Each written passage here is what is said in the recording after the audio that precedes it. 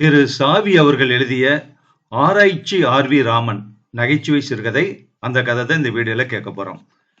நடிகர் and director Parthiban ஒத்த செருப்புன்னு சொல்லிட்டு ஒரு திரைப்படம் எடுத்தாரு தமிழ்ல. அதுல பாத்தீங்கன்னா ஒரே ஒரு கேரக்டர் தான், அவரே பேசிட்டு இருப்பாரு. எதிரில யாரோ இருக்காங்க அப்படிங்கிற மாதிரி நினைச்சிட்டு ஒருத்தர் மட்டுமே பேசிட்டு இருப்பாரு. படம் முழுக்க அப்படிதான் இருக்கும். ரொம்ப வித்தியாசமான முறையில அந்த படத்தை எடுத்திருந்தாரு. நிறைய அவார்டு வாங்குச்சு. நல்ல ஒரு டிஃப்ரெண்டான ஒரு மூவின்னு சொல்லலாம். அதே மாதிரி தான் இந்த கதையும் பார்த்தீங்கன்னா, ஒரே ஒரு கேரக்டர். அந்த ஒரு கேரக்டர் தான் கதை ஃபுல்லா சொல்ற மாதிரி இருக்கு. ஸோ ரொம்ப வித்தியாசமான ஒரு நகைச்சுவை சிறுகதை. கேட்கலாமா? அது ஒரு கிராக்கு சார். ஆராய்ச்சி பண்றதாம் ஆராய்ச்சி. எப்ப பார்த்தாலும் வீட்டு நிறைய தழை, புல்லு, பூச்சி இதையெல்லாம் குவிச்சு வச்சுண்டு பூத கண்ணாடியில பார்த்துட்டு இருக்குது. வேலையில சாப்பிடுறது இல்ல. ராத்திரி எல்லாம் தூங்குறது இல்ல. ஏதோ பெருசா புரட்டி போடுற மாதிரி ஆகாசத்தை வெறிச்சு வெறிச்சு பாக்குறது. இதுதான் அதுக்கு வேலை. எம்ஏ படிச்சிருக்கு. ஆனா என்ன பிரயோஜனம்?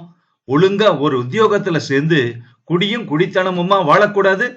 மனைவிய மாமனார் வீட்டுல விட்டு வச்சுட்டு காடு மலையெல்லாம் அலைஞ்சின்னு இருக்குது.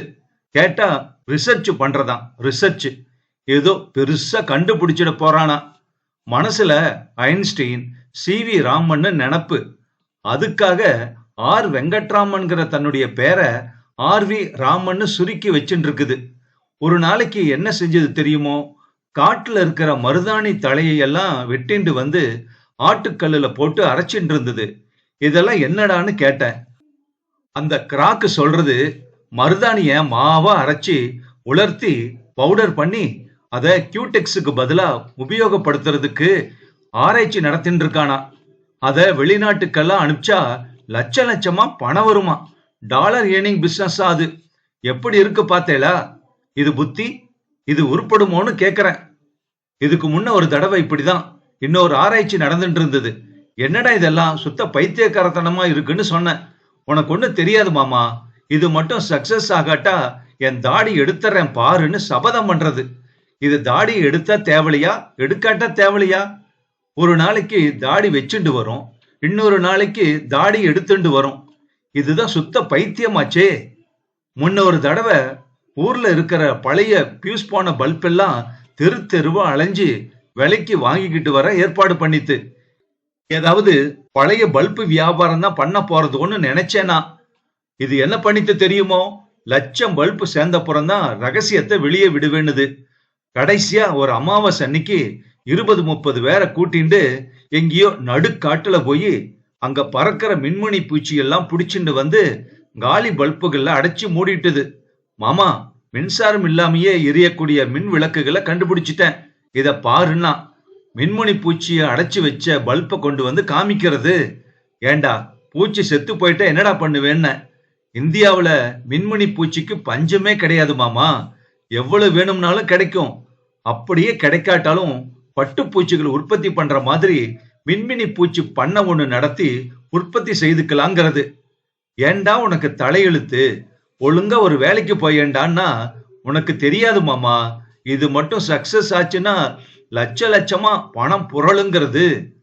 ஒரு மாசம் கழிச்சு புதுசா இப்ப என்னடா ஆரம்பிச்சிருக்கன்னு கேட்டேன்.